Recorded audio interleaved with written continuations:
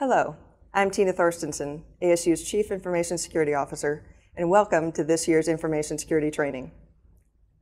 The mission of the Information Security Office is to protect the confidentiality, availability, and integrity of ASU's computing resources while maintaining the open information sharing culture that's so important to us as an academic institution. This is a big job that no one of us can do alone. This past year, ASU successfully prevented over 48 million password attack attempts. While the Information Security Office works with ASU departments and strives to provide the tools, technology, and policies required to protect university resources, overall, you as an ASU faculty or staff member are responsible for protecting and securing university assets and data resources that are under your control. During this training, you'll be briefed on current information security threats and learn how ASU is enhancing processes and technologies to better protect our community. You can view the list of resources mentioned in this briefing by going to getprotected.asu.edu and selecting training. We appreciate you taking this time to familiarize yourself with the current ways in which information at the university can be at risk and how best to protect yourself and university resources. The first step to understanding how to protect university assets and data is to familiarize yourself with the appropriate policies, starting with ASU's privacy policy and ACD 125. ASU's privacy policy is available in the footer of every ASU webpage. The policy describes the data we collect and how we use it to provide services consistent with ASU's charter and mission. ASU's acceptable use policy, ACD 125, goes into more detail. This computer, internet, and electronic communications information management policy defines the boundaries of acceptable use of ASU computing and communication resources. ACD 125 and communications requirements, including you must comply with all applicable local, state, and federal laws and regulations, and with ASU and ABOR policies. 2. If you become aware of a security concern, you must notify the Information Security Office of the concern. It also defines prohibited uses of ASU computing and communication resources, including revealing passwords or letting others access passwords that aren't theirs. ACD 125 also outlines restrictions and responsibilities for communicating information electronically, including on ASU computers or web pages. Following ACD 125 helps you to get your work done safely, efficiently, and in compliance with the legal requirements and policies. We ask that you take a moment to pause and read ACD 125. We thank you for continuing to keep our community safe. ASU employees handle all kinds of sensitive data on a daily basis. This includes personally identifying information such as financial, health, and academic information, cardholder data related to payment transactions, intellectual property, human subjects research, and even information related to national security. Consider what happens when a thief breaks in and steals a laptop from a university office. Maybe the laptop wasn't encrypted. It hadn't been backed up. Now, what if that laptop contains students' personal information? If a theft like this is discovered, the university's staff may be forced to use outdated backups to identify and notify the students. Their identities might now be stolen. Incidents like this happen even in the most vigilant universities. This is why ASU has data handling standards, and it is important that we all need to follow them. These standards tell us how to access, use, store, and transmit sensitive information, and even how and when to destroy it once it is no longer needed. You can read the standard online at getprotected.asu.edu. Two major requirements apply to nearly all types of sensitive information. 1. Store data in an approved enterprise document storage location, not on your own computer. And 2. Encrypt it. If you can't store sensitive information locally on your own computer, where can you store it? Many storage options are available, and which one is best depends on your needs. To find the option that best meets your needs, contact your desk-side support staff and consult the Information Security Office's Data Handling Matrix. The Data Handling Matrix lists storage solutions on campus and in popular cloud storage systems, and the types of information that can be stored in each. You can find it online at getprotected.asu.edu. Proper storage, transmission, and removal of data, particularly sensitive data, reduces the university's risk of unwanted data exposure. ASU's assets and information are of utmost importance to the university. As ASU departments pursue research and discovery, the university must identify and invest in security controls that enable staff and faculty to protect ASU's data from unauthorized access. One of our most powerful tools for keeping information private is encryption. By encrypting data, we can ensure that attackers can't read it if they get access to it later. The first rule of encryption is, if it moves, encrypt it. When information is sent from one point to another, we call it data in transit. Hackers and thieves have ways of eavesdropping on networks. Encrypting data in transit helps keep them from listening in. Here are some ways to take advantage of encryption. Use encrypted wired and wireless connections whenever possible. At ASU, connect to the official ASU Wi-Fi, not to ASU Guest. Visit asu.edu/Wi-Fi to get started. Turn on encryption on your home wireless network. Read your manual or contact your internet service provider for instructions.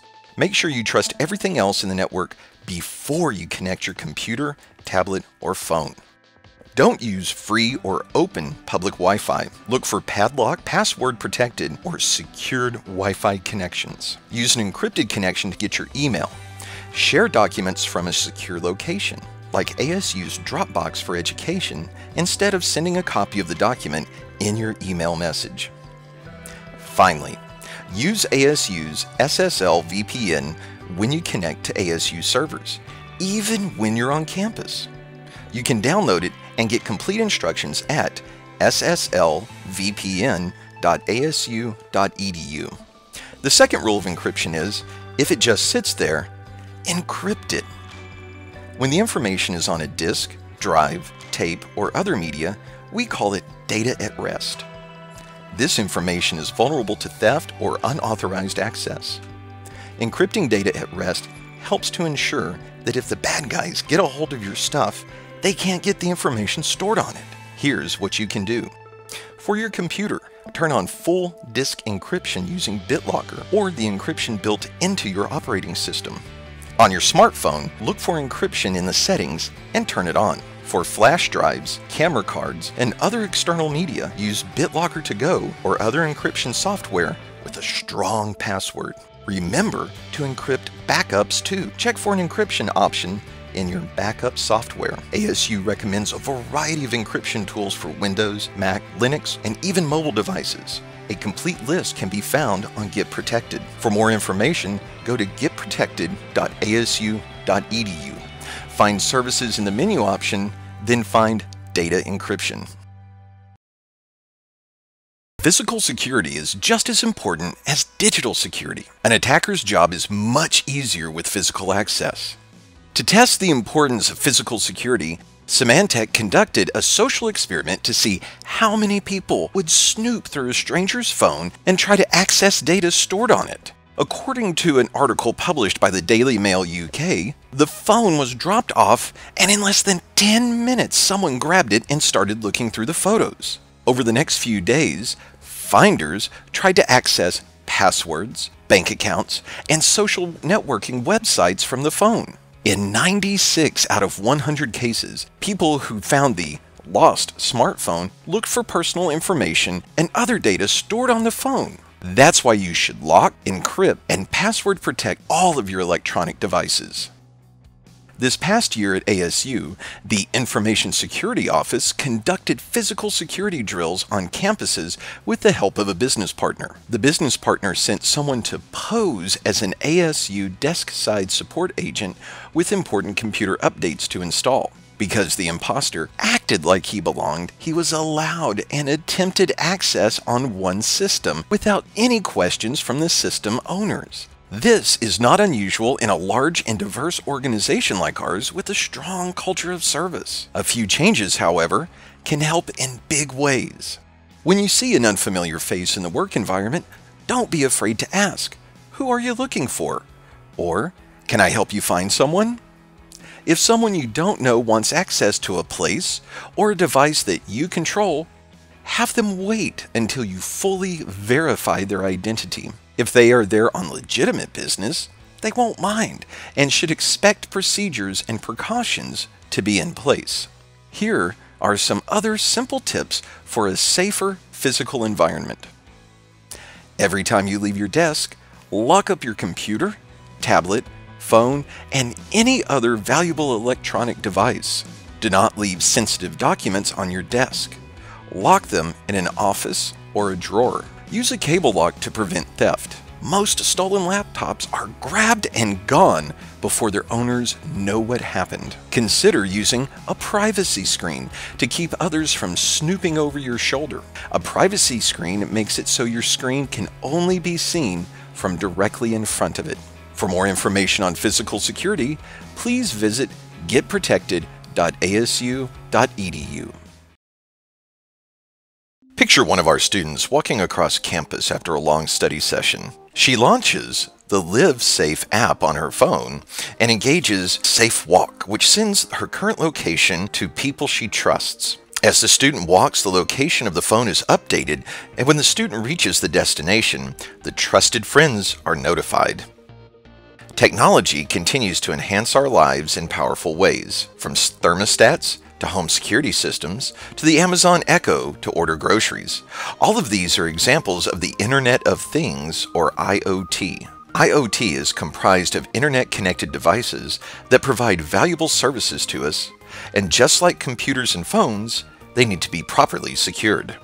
Are you bringing IoT devices onto campus? Consider contacting your local technical support to ensure the devices are properly secured. They will work with you to think about things like monitoring connections to devices to ensure only valid devices are reporting data. Monitor the rate and type of data ASU IoT devices are transmitting. Ensure all sensitive ASU IoT data is encrypted in transit and at rest. Identify the appropriate network segment for your device. Your doorbell or refrigerator or router at home, if connected to the internet, are all examples of IoT devices. Here are some tips to ensure your home and work environments are secure. Change the password. The manufacturer's default passwords for devices are available to the public. Leaving it unchanged is like not having any password at all. Allow and use only encrypted connections. Always. Patch and update the device routinely, preferably automatically. Restrict network access and remote management of the device. Better yet, if you don't need it, disable it entirely. Use two-factor authentication if the device supports it.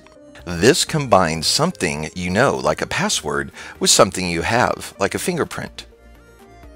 And when you're not using the device, consider just unplugging it.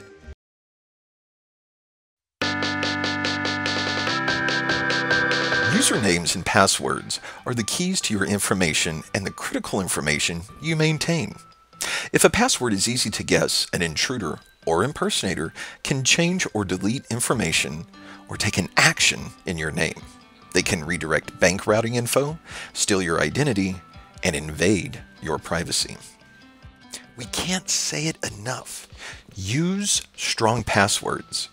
Here are a few easy tips to create stronger passwords and keep them and you better protected. 1. Don't share your passwords with others. This is important because ASU policy makes you responsible for what someone else does while logged in as you. 2. Instead of a password, use a passphrase that cannot be easily guessed by someone who knows your password or phrase based on your interest, family names, pet names, etc. For example, consider a favorite song, movie quote, or phrase that is meaningful to you. consider abbreviating, misspelling, or replacing some letters with numbers or symbols that make it even harder to guess. 3. Don't overshare personal information online, such as your birth year, the high school you attended, and other facts that are commonly used in website security questions. 4. Use different passwords for different sites, just like you have different locks for your house, car, and office. That way, if one password is compromised, that information can't be used to access accounts on another site. Use two-factor authentication when it is an option. This makes it harder to impersonate you because knowing your password is not enough. The attacker would also need to have something like your computer or phone. ASU uses Duo. Learn how to use it at getprotected.asu.edu. Pay attention to login alerts that may come by text or email, warning you about logins to your services from a different computer. If you don't recognize the computer they mention, you may need to take action to secure your account. 7. Don't keep your passwords on written notes or in a file on your computer. You wouldn't leave your car keys next to your car in the parking lot. It's the same thing. ASU offers a useful system called LastPass to help you manage your passwords. If your password does get stolen or you believe you're a victim of fraud or identity theft, ASU provides a service to answer your questions and to help you recover. Call All Clear ID at 855-434-8077 and provide the code ASU458 for assistance at no charge to you. For more information, please visit our Get Protected site. Amanda works for a large pharmaceutical company and knows about cybersecurity. She takes steps to avoid cyber attacks. But one day, she received an email from her company's financial department asking her to verify her banking and home address information. Since she recognized the sender's email address, Amanda clicked the link in the email and typed her password into the login page.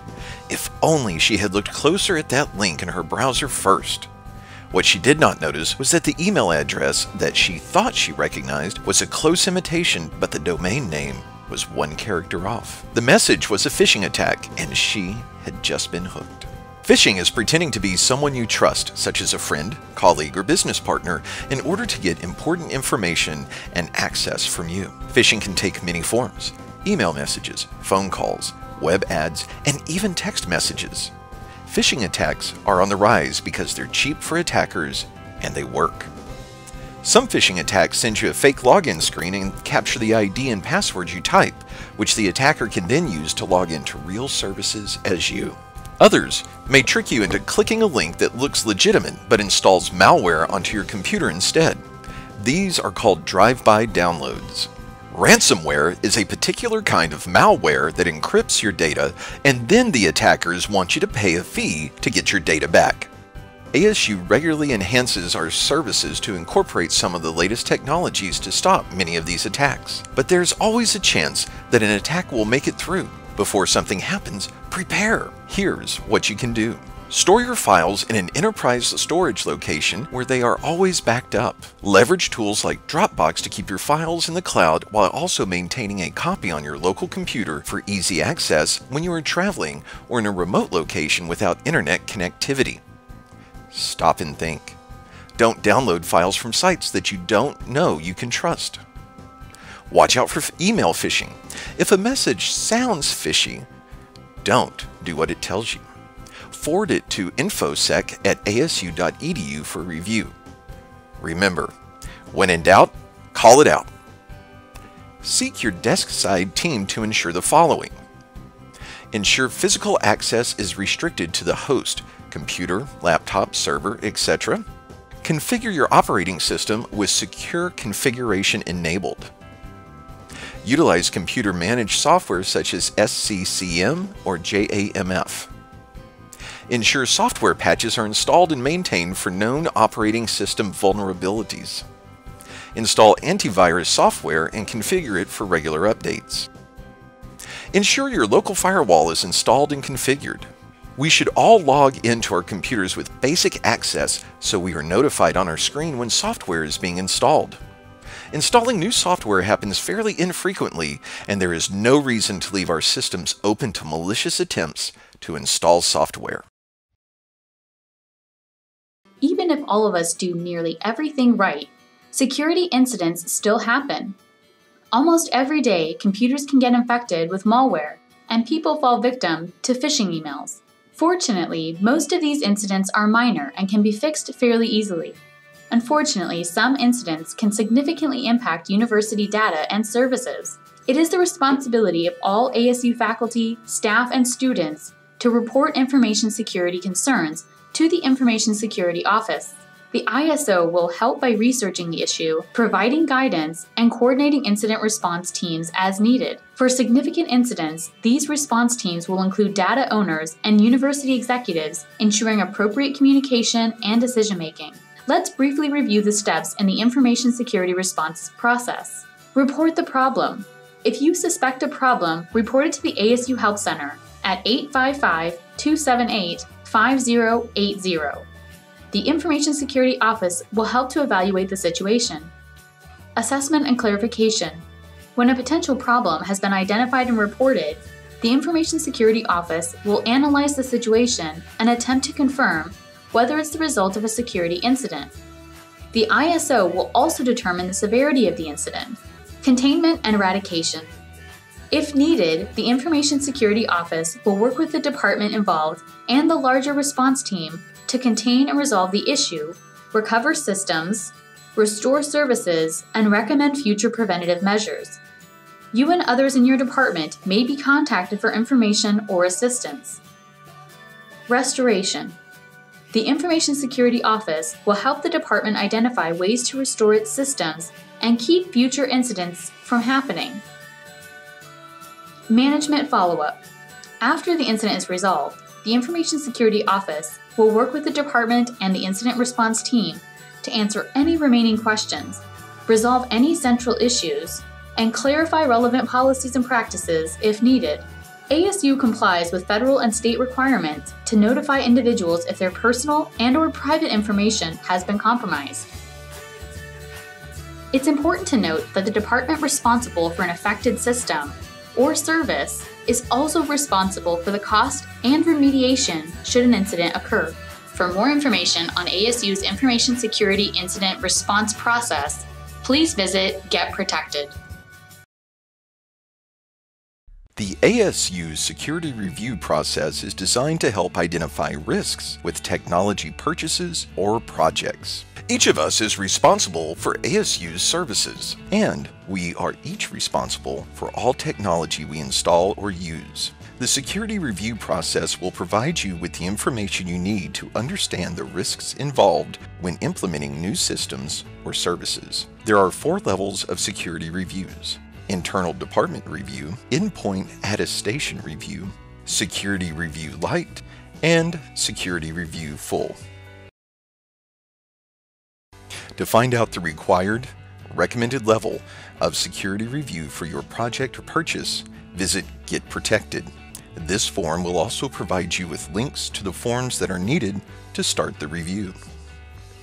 The security review will provide the college or the departmental unit a summary of the identified risks. The dean or department lead will be made aware of any identified risks, and it is their decision to accept the risks and proceed or pursue a different option.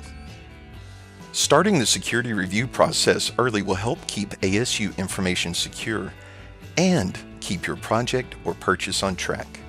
Visit Get Protected for more information on the process and to get started. Best practices in information security are critical to protect ASU's students, faculty, and staff, research, and brand. With current technology trends, more and more services are being provided by third parties in cloud or managed service models. When ASU enters into contracts with vendors who will have access to our data or systems, it is critical that these vendors have data security practices in place that ensure our data is protected.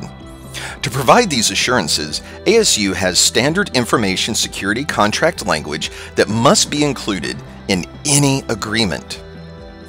This language requires the vendor to provide audit reports that include a list of ASU's responsibilities, control who can access our systems or data, inform ASU if the vendor has any information security incidents potentially affecting ASU, store our data and operate in the US, carry out timely updates to keep the software and system safe from viruses, encrypt data when stored or transmitted, provide notification to ASU if the vendor has received a subpoena or changes location of ASU data, complete best practice security reviews, provide proof that they test their software and systems and correct any issues, utilize secure development and coding standards. This contract language allows ASU to request audible proof that our vendors are in compliance with our standard policies and also clarifies the ASU team ultimately responsible for the service. If a vendor cannot comply with ASU requirements, the project team will work with our dean or department head as well as ASU's Chief Information Security Officer to assess the risk and make recommendations for compensating controls or alternate solutions. The dean or department head can then determine the best course of action for the university. For more information, please visit getprotected.asu.edu. This concludes this year's information security training. You should now have a clear understanding of how you can help improve ASU's overall information security posture. At this point, take your time to review the study guide or proceed directly to the quiz. It only takes a few minutes and you can retake it as needed until you receive a passing grade. We appreciate you taking the time to keep our community safe.